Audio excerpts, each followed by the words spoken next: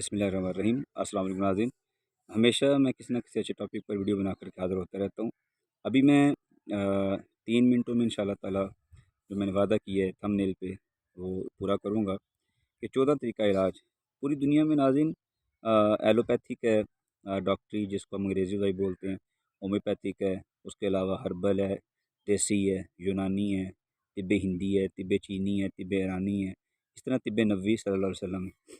तो पूरी दुनिया के जो लोग हैं वो अपने अपने तरीक़ा से ट्रीटमेंट कर रहे हैं और ओबियसली करते रहे हैं, करते रहेंगे। तो मैं जो आपसे बात करना चाह रहा हूँ वो ये है कि अबू अली सीना रहमतुल्लाह अलैह जो तिब के बहुत बड़े लीडर बोल लें, उनको राइटर बोल लें, या उनको मुवज्जद बोल लें, कि बानी बोल लें, बेशुमार उनके रैंक्स हैं, दर्जे हैं।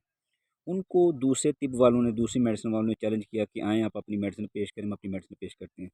सब आए और बेशुमार लोग गैदरिंग इकट्ठी हुई।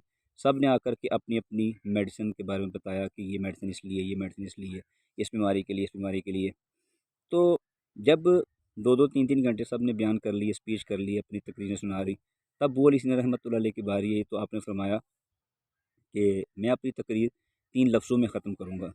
तो सारे लोग हैरान हुए, हँसना शुरू हो गए। उन्होंने कहा, ये कैसे मुमकिन है कि 3 लफ्ज़ों के अंदर आप अपनी स्पीच क्लोज़ करेंगे और ऐसा कौन-सा नॉलेज है जो 3 लफ्ज़ों में ख़त्म हो जाएगा? तब आपने कुरान की वो आयत पढ़ी, कुलू वशरबू वला तुसरिफ़ू, खाओ पियो लेकिन हद से नहीं बढ़ो। कुर्बान जाइए रब्बुल आलमीन के इस कलाम पे। जब ये कलाम उन्होंने सुना, यानी उन सब जो गैर मुस्लिम थे या दूसरी मेडिसिन वाले थे, उन्होंने जब ये कलाम सुना तो उन्होंने कहा कि यार तुमने कहा है कि कुलू वशरबू वला तुसरिफ़ू, खाओ पियो और हद से नहीं बढ़ो। तो ये कलाम किसी इंसान का नहीं हो सकता है, ये इतनी बड़ी बात कर दी है कि जब लोग एतदाल से खाए पिएँगे तो फिर तो वो बीमार ही नहीं होंगे। तो ये किस चीज़ के तुमने हमें अल्फ़ाज़ बताए हैं? तो आपने तब फरमाया ये कुरान के अल्फ़ाज़ हैं और ये शुरुआत है तिब्बे नबवी सल्लल्लाहु अलैहि वसल्लम की, और इसके बाद से एक-एक कदम के ऊपर नबी अलैहिस्सलातु वस्सलाम की तिब गाइडेंस मौजूद है। उसी में इलाज है, उसी में शिफ़ा है, उसी में सुन्नत है, उसी में सवाब है। तो यूँ काफ़ी लोग कलमा पढ़ के मुसलमान भी हो गए और काफ़ी ने उठ के क्लैपिंग की।